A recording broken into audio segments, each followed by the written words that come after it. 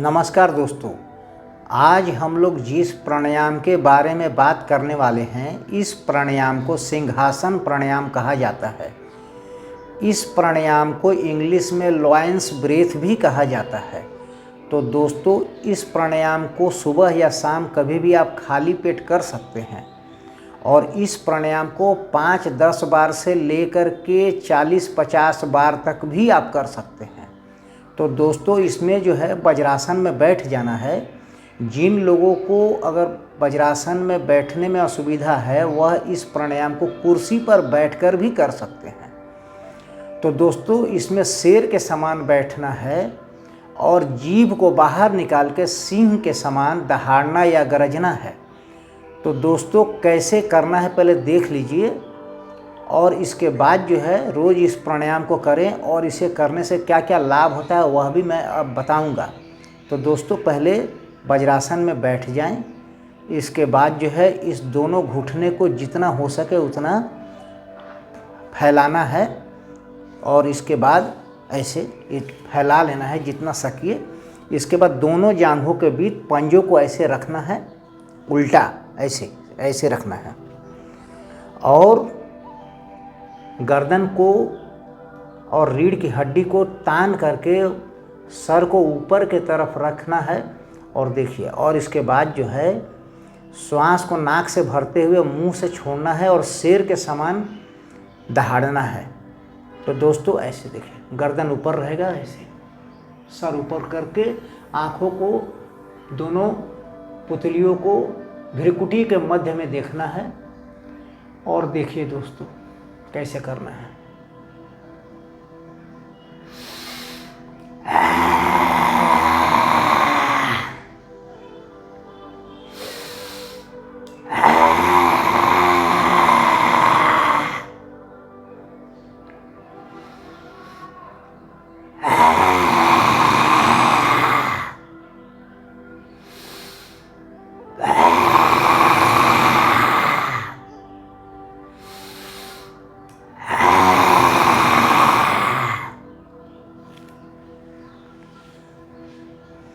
तो दोस्तों, ये हुआ सिंहासन प्राणायाम।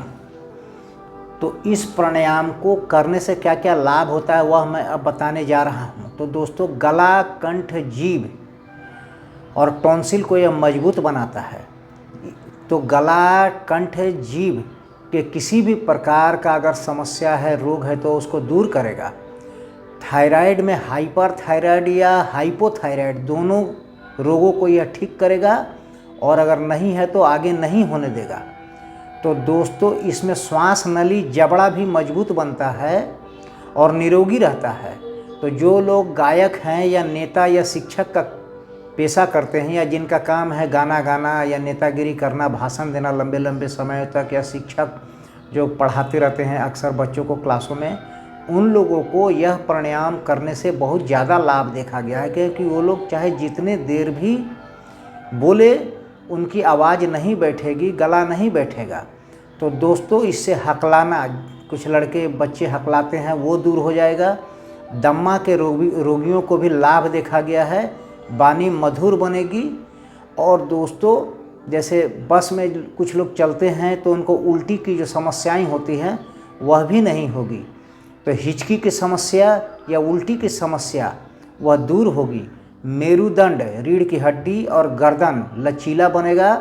और जो है कि स्पॉन्डिलाइटिस का जो रोग होता है, स्पॉन्डिलाइटिस हो जाती है रीढ़ की हड्डियों में, गर्दन के पास, कमर में नीचे के तरफ कहीं भी, वह सब ठीक हो जाता है, मजबूत बनता है और रीढ़ की हड्डी और गर्दन लचीला बना रहता है।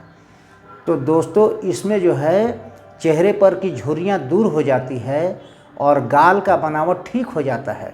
यानी गाल स्वस्थ बनता है, चेहरा मजबूत बनता है, कांतिमय बनता है, चमकीला बनता है, चेहरे में रक्त की संचार जो है बढ़ जाती है, चेहरा स्वस्थ बनता है। और डबल गाल, यानी कुछ लोगों को चेहरे पर देखा गया है 2 गाल बने हुए होते हैं। एक ही गाल में 2 गाल, यानी 2 गाल सबका रहता है लेकिन उनका 4 रहेगा। 2 इस तरफ रहेगा और 2 इधर रहेगा, यानी 4 गाल उनके चेहरे पर रहता है। वह डबल गाल की समस्याओं को भी यह ठीक करता है। और दोस्तों, मानसिक रोग या डिप्रेशन या अवसाद इसमें भी यह लाभ देखा गया है। यानी मानसिक रोगी, डिप्रेशन, तनाव को भी यह दूर करता है, आँखों की रोशनी को बढ़ाता है। तो दोस्तों आँख, नाक, कान, गला, श्वास नली, कंठ, इन सभी को यह मजबूत बनाता है। और पेट में जो गैस की समस्याएं कुछ लोगों को रहती है वह भी ठीक होता है। और किसी किसी को जो गले में कैंसर की समस्या हो जाती है तो इस प्राणायाम को करने से बहुत गला मजबूत हो जाएगा, जिससे इस प्रकार का कोई समस्या होने का संभावना नहीं रहेगा। तो दोस्तों इससे आंतें भी मजबूत बनती है और वजन नियंत्रित रहता है और पूरे शरीर में रक्त का संचार बढ़ जाता है। दांत और मसूड़ा को भी यह मजबूत बनाता है और मुंह से जो अनियंत्रित बिना मतलब का कभी कभी दुर्गंध निकलता है वह भी ठीक हो जाता है। तो जो हम लोग का लीवर है वह भी स्वस्थ होता है, मजबूत होता है, जिससे जो है मुंह से निकलने वाली दुर्गंध भी दूर होती है।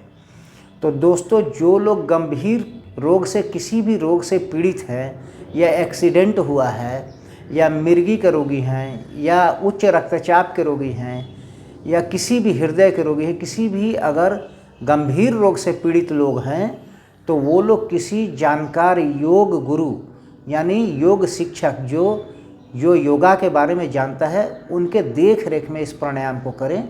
ये बहुत ही साधारण और आसान प्राणायाम है। तो इस प्राणायाम को रोज़ सुबह शाम करें और मैं जो लाभ बताया हूँ वह आपको ज़रूर मिलेगा। तो एक बार और देखें इस प्राणायाम को कैसे किया जाता है। तो दोस्तों वज्रासन में ऐसे बैठ करके, वज्रासन में नीचे पैर के पीछे दोनों अंगूठा आपस में सटा रहेगा और घुटने को जितना हो सके उतना दूर आप फैला लें। हाथों को, पंजों को ऐसे उल्टा रख करके जांघों के पास ऐसे बैठना है और पूरा तन के बैठना है, ऐसे जैसे शेर बैठता है सिंह, ऐसे बैठ करके जीभ को बाहर निकाल करके आँखों को, पुतलियों को भृकुटी के बीच में देखते हुए इस प्राणायाम को किया जाता है। तो देखिए